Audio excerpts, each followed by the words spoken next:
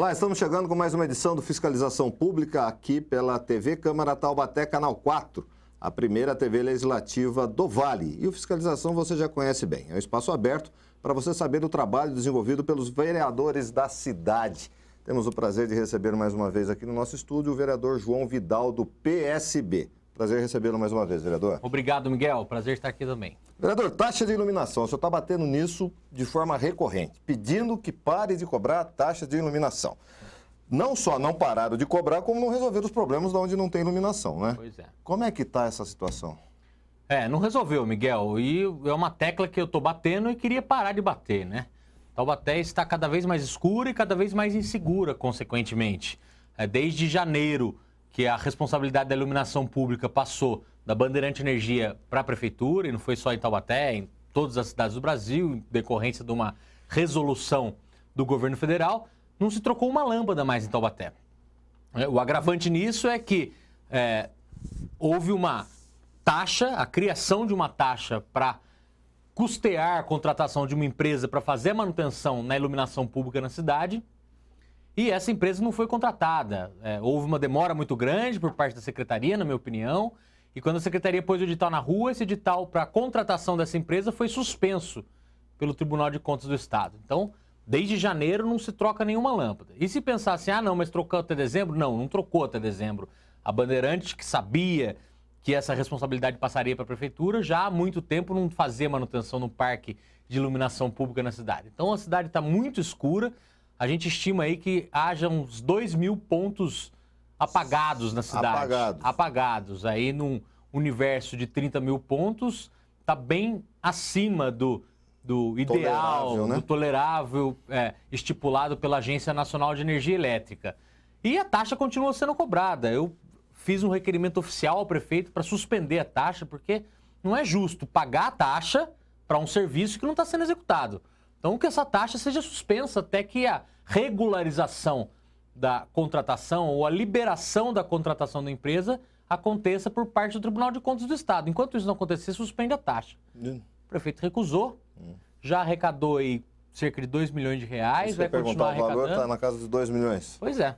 Está numa poupança o dinheiro? É um fundo, né, que só pode ser usado para isso, mas podia aliar o momento de crise e também fazer um gesto para a população. Eu falei ontem na tribuna, eu falei sobre o tema, mas falei também, e isso vem de uma secretaria, Miguel, é a secretaria da Jabuticaba, é a secretaria da PPP do lixo, né, essa PPP do lixo aí que foi muito esperada. Barrado também, né? Foi barrado também, o edital, é o secretário dos editais suspensos, né? Você não consegue uma poda de árvore na cidade, todo mundo reclama de poda de árvore. E mais a iluminação pública. Nós fizemos uma campanha no facebook.com/João Vidal Oficial, que é a nossa principal rede social, e essa campanha estimulava as pessoas a enviarem os endereços dos postes apagados ou das ruas que nem postes de iluminação tem. Tem o poste, mas não tem o braço de iluminação. E só na nossa rede social a gente recebeu cerca de 600 pontos. Nossa. No meio dessa campanha a gente tinha ali em torno de 300, nós encaminhamos os 300 endereços para o prefeito, entreguei às mãos do prefeito, passou um tempinho, nada aconteceu, nada mudou, nós continuamos acumulando, temos 600 pontos e já estamos tentando uma agenda para entregar esses endereços para a Prefeitura. Fora isso, foi aprovada aqui também uma autorização. E quando falei poupança, eu falei de forma jocosa mesmo. Correto, viu, vereador? Correto. Porque cadê o dinheiro, né? Pois é. E tem uma liberação, a Câmara aprovou, autorizou a pegar um crédito com o governo do Estado para a troca de 16.000 pontos de lâmpada. Como é que está essa situação também? Então, e foi um argumento utilizado da aprovação da taxa, né? Eu gosto de deixar claro, alguém pode pensar assim, mas você votou na aprovação da taxa lá atrás. Foi um abacaxi que o governo federal passou para os municípios. 95% dos municípios no Brasil, 5% entraram na justiça. Os outros 95% deram um jeito de aprovar a taxa para assumir a manutenção pública.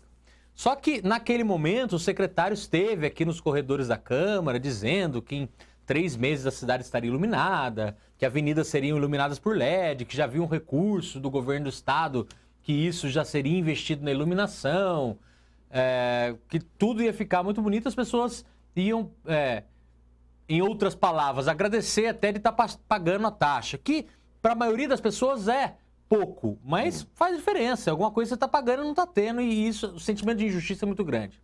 Nada disso aconteceu. As avenidas não foram iluminadas, as lâmpadas não foram trocadas, e o fato é que agora a taxa foi criada e o serviço não está sendo prestado. Então, nós queremos o serviço prestado, o que eu cobro é o serviço prestado. Não estou discutindo a legitimidade da taxa, porque ela foi cobrada, por que você votou a favor, por que você aprovou. Não, era a solução. São 10 milhões de reais por ano para fazer uma manutenção de qualidade. O custo é esse, 10 milhões de reais por ano. Não tem da onde tirar no município, não tinha da onde remanejar. Tem teorias aí, teóricos, oposicionistas que apontam nesse sentido, mas na prática mesmo não apontam solução. O fato é que o serviço tem que ser executado. Alguma coisa foi feita lá nesse edital para o Tribunal de Contas do Estado suspender, e se suspender o edital, suspenda a taxa. Essa é a minha luta. Agora, o senhor é da área de energia elétrica. O senhor avalia em quanto tempo um novo edital, que não seja interditado pelo tribunal, correto, a contratação da empresa, sim, e aí sim a empresa tirar Taubaté da escuridão? É o que eu falei, né? O secretário dos editais suspensos, eu esqueci da rodoviária nova. A julgar pela rodoviária nova, a demora pode ser grande. Então, eu não posso dar aqui uma previsão de tempo, porque são as burocracias lá que só eles têm noção de aferir quanto demoraria. Mas não vai ser rápido você contratar, retomar um processo licitatório, contratar uma empresa. Houve aí algumas matérias que saíram na grande mídia, o secretário dizendo que vai fazer um contrato emergencial com a Bandeirante Energia, mas isso fica só na palavra, não sai, entendeu? Não anda. Eu apresentei na tribuna da Câmara também uma rua que tem 3 lâmpadas apagadas na sequência. É um breu, sabe? A população fica A questão chateada, não é nem não ter poste ou não ter braço, é não ter lâmpada. Não ter lâmpada, tá apagado. Então, e isso incide diretamente na segurança. Eu tô batendo nisso, às vezes as pessoas, você que está em casa pode ficar até cansado, não aguento mais o Vidal falar disso, mas para mim, Miguel, é a maior distorção que está acontecendo na administração pública. Você vê muito claramente o pagamento de um lado e a não prestação do serviço de outro. E como vereador, ficar quieto para mim é constrangedor, sabe? Porque ver isso acontecer e não protestar e não falar é muito injusto. Então, por isso que eu quero bater nessa tecla, e esse espaço é muito importante para isso. Vereador, vamos falar de outra cobrança que a população vai ter que pagar. E aí eu quero saber a sua opinião com relação à Zona Azul na cidade de Taubaté, que voltou a ser cobrado no dia 1º de setembro, né? Só para passar a informação, apenas 7% do total de vagas previstas ainda pelo sistema. Sim. 150 vagas, sendo 23 para motos, 127 para carros distribuídos na Monsenhor Silva Bastos, Praça da Eletro, Duque de Caxias, Cônigo Almeida, Jacques Félix, Travessa do Rafael. Meio que experimental isso, né? Certo. É uma introdução à volta da Zona Azul. Como é que o senhor vê isso? Olha, o que a Zona Azul visa garantir é a rotatividade das vagas. Sim. E nesse sentido eu acho positivo. A gente não tem, no trânsito moderno ou na mobilidade contemporânea, ideal, a gente tem que privilegiar o pedestre e a locomoção das pessoas, e não o carro. Sem a Zona Azul, eu vejo que o carro é privilegiado porque as vagas ficam ali, são todos usados para o carro, as pessoas às vezes até Deixa se o carro espremem inteiro lá. Tá, para o carro ali. Eu acho impressionante, às vezes, o próprio comerciante, que depende do trânsito de pessoas, da rotatividade, ele estaciona o carro às 7 horas da manhã, tira às 7 horas da noite. Isso acontece, na frente do estabelecimento Na frente dele. do estabelecimento, de certa forma, justificável, porque também se ele não puser, o outro põe e fica o dia inteiro lá e não é o dele. Ele não vai consumir também. Não vai consumir. Que ninguém está consumindo nada. Hoje. Mas eu acho que a rotatividade da Zona Azul eu acho válida e defendo. Acho também que o fracionamento que a Zona Azul teve de menos horas, aliás, de minutos, também é bem válido, foi bom nesse sentido. Mas 2 coisas para mim não estão claras e uma me parece que já resolveu. Primeiro, com relação às pessoas que estavam tendo dificuldades, os maiores de 65 anos, de ter o cartão, né, de gratuidade da Zona Azul, mas me parece que a Lula já resolveu isso e as pessoas me deem um feedback aí se não estiver acontecendo, mas dá o endereço de novo. Já estão recebendo. facebook.com/João Vidal Oficial. Então. E a outra, ainda não tive uma resposta, estou pesquisando isso. A outra é o seguinte, no sistema antigo de Zona Azul, Miguel, você tinha a possibilidade de ter uma multa administrativa e poder regularizar essa multa lá direto na compra sede. De 10 horas, não é isso? Comprava 10 créditos de Zona Azul, não é isso? Alguma coisa assim. Alguma coisa nesse sentido. Você não era multado diretamente no Código de Trânsito Brasileiro. Correto. Esse sistema não há mais nessa nova Zona Azul, na nova Zona Azul de Taubaté. Eu penso e fui ponderado por um cidadão e pensei nesse sentido. Imagina a seguinte situação, o cidadão vai lá, compra uma hora para o seu carro, certo? Aí ele vai para a cidade. No momento que ele está voltando para o seu carro, já com 45 minutos, ou seja, com uma margem boa aí para vencer o tempo dele que ele comprou aí no espaço da Zona Azul, ele sofre um acidente e é resgatado por uma ambulância e vai para o hospital. Ou seja, ele não chegou até o carro. E foi para o hospital, tá lá e não foi nada muito grave, mas ele ficou 3 horas no hospital até que ele volte para o carro. Chegou lá, certamente que esse carro ultrapassou o tempo limite, ele foi multado. Nesse sistema novo, ele foi multado pelo Código de Trânsito Brasileiro, ou seja, pontos na carteira, a multa lá no valor, que eu não me lembro exatamente qual é, mas uma multa salgada. Eu acho que ele poderia ter a possibilidade de fazer e pagar uma multa administrativa. Como era? Como era, entendeu? Então, uma multa administrativa, quanto que sairia, por exemplo, um dia inteiro do carro na Zona Azul? R$15, digamos. A 1,20 a hora, né? A 1,50 a hora? São 12 horas de Zona Azul. Dá 15, 17...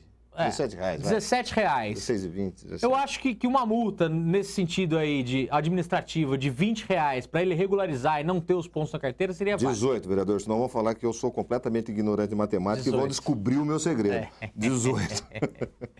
Então, alguma coisa nesse sentido. Então, eu estou pensando isso junto com a secretária de Trânsito, com a secretária de Mobilidade, porque eu acho plausível. Não posso dar a resposta ainda de que isso será mas feito. Mediante aí, vereador, mediante algo que ateste que realmente aconteceu alguma coisa improvável com ele, né? Porque tem aqueles também que no país dos espertos, ele vai, R$18, eu deixo meu carro aqui o dia inteiro, né? Ou então algum outro tipo de penalidade administrativa, ou né? algum outro tipo. Eu penso que é o seguinte, num estacionamento, ele não pagaria R$18 por dia. Será que pagaria? Pagaria muito mais. Muito mais, R$4 a hora. Né? Então, muito mais. Vou deixar aqui, né? Algo que não compensasse. O malandro não compensasse ficar com o carro o dia inteiro na rua. Malandragem, né? Vou deixar o dia inteiro, pagar R$20, tá tudo certo, tal, não sei o quê. Algo que comprovasse que ele teve algum tipo de problema, né? Exatamente. E o outro ponto da Zona Azul, que eu acho que é positivo, é que regulamenta o estacionamento de moto e carro. Sim. Porque, às vezes, você para o carro e entre o seu carro, vai uma moto em cada vão. Né? Você para o carro com uma distância segura dos outros, para poder manobrar, sair, entrar e tal.